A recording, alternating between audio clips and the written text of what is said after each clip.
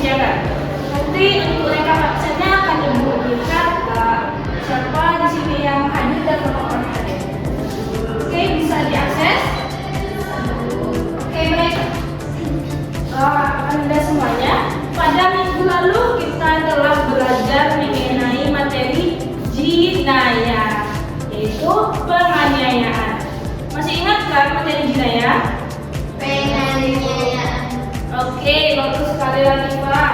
Bahwasanya jinayah itu adalah penganiayaan. Dan untuk kali ini kita akan belajar mengenai materi hudud. Anda semuanya tahu nggak sih kenapa di dunia ini, khususnya juga di negara ini, ada sebuah aturan atau hukum yang mengikat kita? Kenapa adanya penjara? Kenapa orang-orang jahat tersebut dimasukkan ke dalam penjara? Anda tahu kenapa?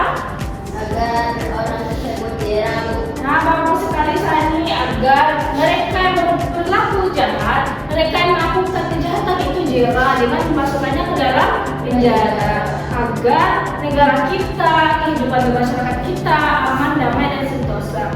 Nah, anak-anak semuanya tahu nggak sih bahwasannya hukum tersebut tidak hanya ada di negara, tidak ada hanya di dunia ini, tetapi dalam Islam Allah juga telah mengatur hukum-hukum yang mana terkait dengan perilaku manusia tersebut.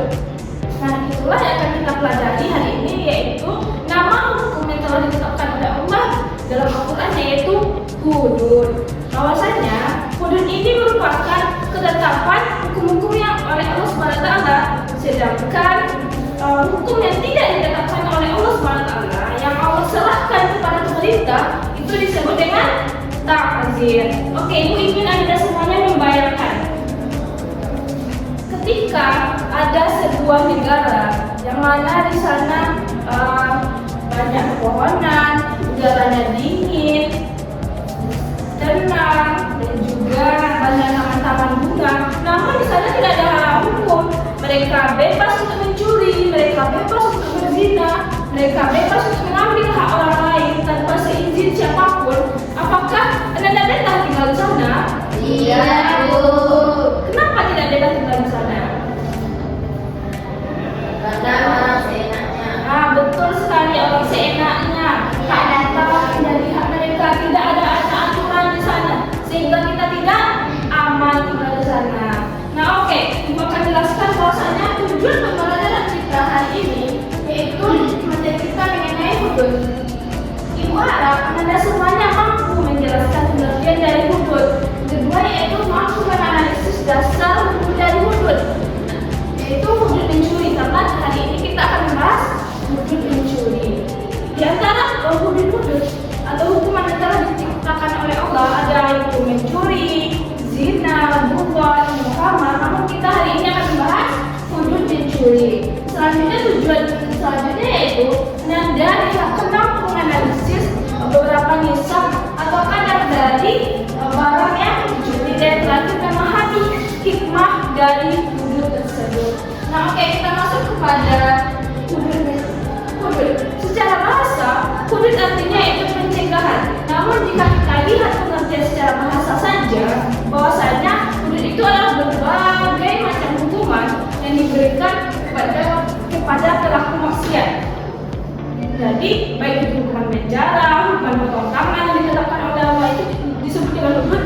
Jika kita hanya memahami dalam perspektif secara bahasa saja, tapi secara syariatnya, bahwasanya hudud adalah hukuman-hukuman tertentu yang telah ditetapkan oleh Allah SWT sebagai sanksi hukum terhadap pelaku tindak kejahatan selain pembunuhan dan juga penganiayaan. Jadi, hudud adalah hukuman yang telah ditetapkan oleh Allah SWT. Penetap hukum ini mutlak oleh Allah SWT. Jadi, hukumnya tidak bisa kita negosiasi sebagaimana hukum pemerintah. Jika hukum tersebut pemerintah yang menetapkan itu dinamakan dengan ta'zir.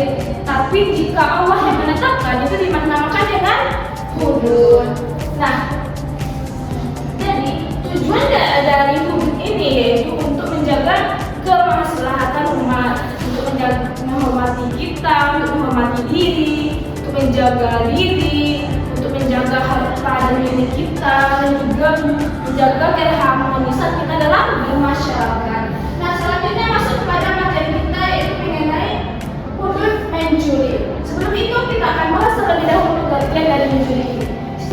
mencuri adalah mengambil harta milik orang lain secara sembunyi-sembunyi. Sedangkan secara istilah, mencuri adalah mukhalaf yang mengambil harta orang lain secara sembunyi-sembunyi. Jika harta tersebut mencapai satu nisab, melanggar dari persembunyiannya dan orang yang tidak mempunyai kepemilikan terhadap harta tersebut. Tapi jika kita lihat secara istilah saja seperti ini, masih kurang memahami, betul kan? Ya, Bu. Oke, maka dari itu kita akan bahas lebih lanjut gimana sih maksud dari mencuri ini. Dan semuanya orang-orang yang dikatakan mencuri tersebut, syarat-syarat dari mencuri yang menerima hudud tersebut ada 3S Anda. Yang pertama, secara sembunyi-sembunyi. Apa S yang pertama? Secara Sembunyi-sembunyi. Kalau sesuai dengan secara istilah itu secara sembunyi-sembunyi. S yang kedua yaitu sudah mencapai satu nisab. Apa S yang kedua? sudah mencapai satu nisab. Oke, S yang ketiga yaitu si pelaku berakal dan baligh. Apa S yang ketiga? Si pelaku berakal dan baligh. Oke, itulah syarat-syarat dari orang yang dikatakan mencuri, yaitu dilakukan secara sembunyi-sembunyi, yaitu si pelakunya sudah baligh dan berakal, dan harta curiannya telah mencapai satu nisab, maka dia berhak menerima hudud. Oke, bagus sekali. Nah, sebagaimana kita ketahui bahwasanya hudud ini merupakan hukuman yang telah ditetapkan oleh Allah Subhanahu wa taala. Namun, seseorang yang tertuduh melakukan hudud tersebut harus ada dapat dibuktikan dengan beberapa hal agar hukuman hudud ini juga berlaku kepada dia. Misalnya nih, 3S tadi dia sudah terpenuhi, tapi benar nggak sih itu dia pelakunya?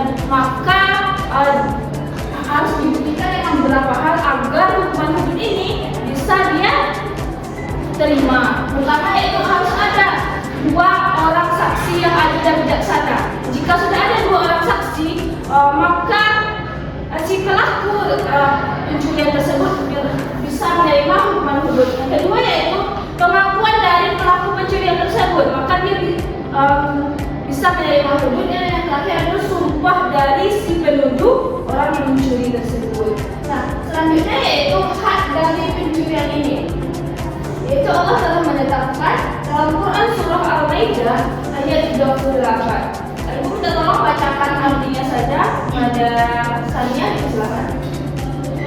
Adapun orang laki-laki maupun perempuan yang mencuri, potonglah tangan keduanya sebagai balasan atas perbuatan yang mereka lakukan dan sebagai siksaan dari Allah. Dan Allah Maha Perkasa, Maha Bijaksana. Oke, bagus sekali. Dari ayat ini dapat kita katakan apa hukuman bagi pelaku pencurian Anda?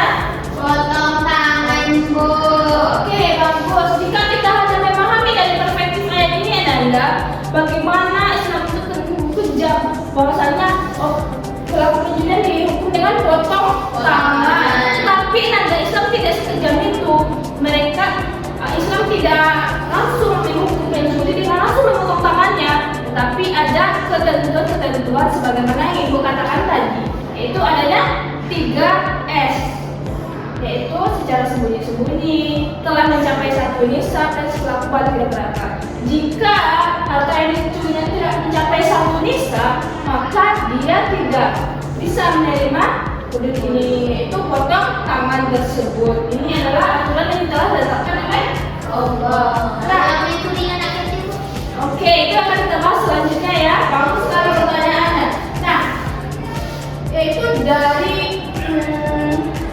sabda Rasulullah bahwasanya kita pahami, jika ia mencuri satu kali, potonglah satu tangannya. Jika ia mencuri kedua kalinya, maka potonglah salah satu kakinya. Jika ia mencuri kali ketiga, maka potonglah tangannya yang lain. Kemudian jika ia mencuri kali keempat, potonglah kakinya yang lain.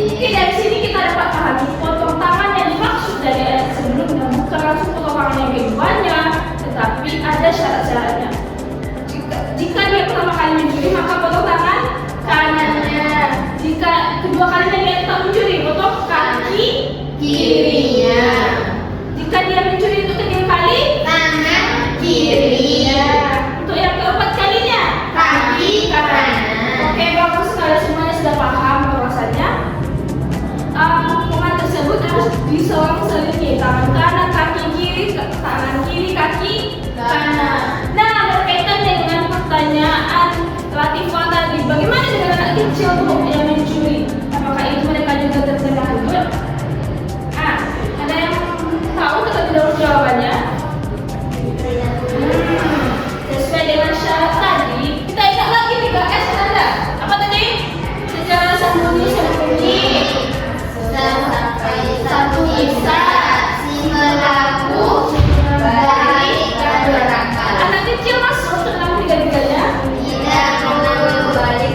Oke, bagus sekali, anak kecil belum balik, jadi dia tidak menerima hukuman hudud. Tapi dia tidak Tapi kan dia belum balik, harus memenuhi ketiga syarat yang telah ditetapkan. Oke, Latifah paham? Nah, kita masuk kepada kadar dari barang yang dicuri.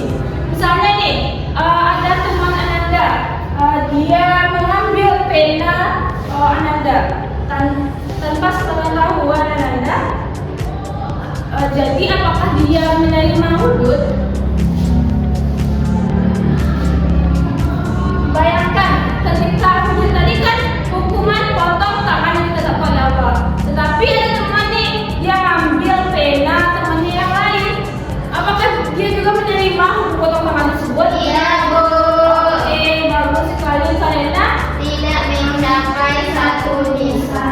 iya betul sekali, tidak mencapai satu nisab. Pena, satu harga pena berapa? Cuma 2.000. Nah, dihukum dengan potong tangan loh. Maka Islam itu sangatlah adil. Yaitu kadar dari barang yang dicuri ada beberapa pendapat ulama. Yang pertama yaitu menurut mazhab Hanafi bisa maksudnya 10 dirham. Menurut jumhur ulama yaitu seperempat dinar emas. Dan jika kita perhitungkan kepada emas yang ada di negara kita, yaitu sekitar 3,34 gram emas atau seperempat dinar. Maka ketika telah mencapai 3,34 gram emas, barulah dia menerima hukum potong tangan.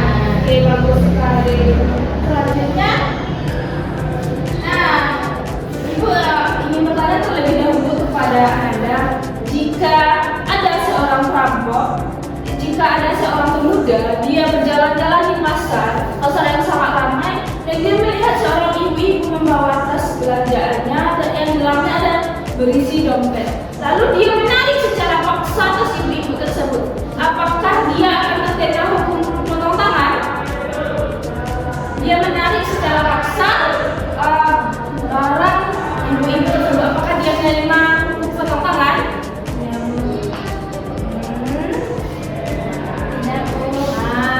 Dia tidak menerima potong tangan Anda karena dia melakukan hal tersebut di tempat terang-terangan, bukan di tempat sembunyi-sembunyi sebagaimana syarat yang tadi. Maka dia tidak terkena hukum potong tangan, tetapi dia terkena hukum takzir. Itu hukum dari pemerintah. Dia termasuk ke dalam kategori perampokan karena secara terang-terangan. Jadi dapat kita katakan bahwasanya hikmah dari bagi hak pencuri ini yaitu seseorang tidak akan lagi dengan mudah mengambil barang orang lain. Yang kedua yaitu seseorang akan memahami betapa hukum Islam tersebut benar-benar melindungi hak milik seseorang dan membuat setelah jera bahwasanya pencurian tersebut tidaklah baik untuk dilakukan. Oke, sampai di sini ada yang ingin ditanyakan? Tidak, Bu. Oke, Ibu harap semuanya sudah paham mengenai materi kita. Nah, dan terakhir, sebelum tutup pembelajaran, Ibu ingin mengajak Anda untuk melaksanakan kuis terlebih dahulu. Ada yang bisa bantu Ibu? Kepada Sania dipersilakan untuk maju ke depan.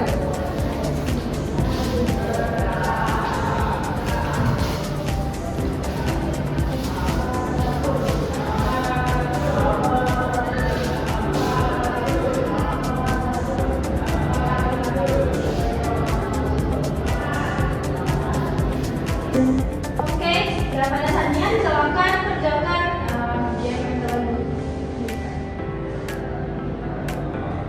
lanjut.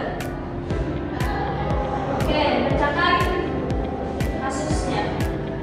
Pencurian makanan saat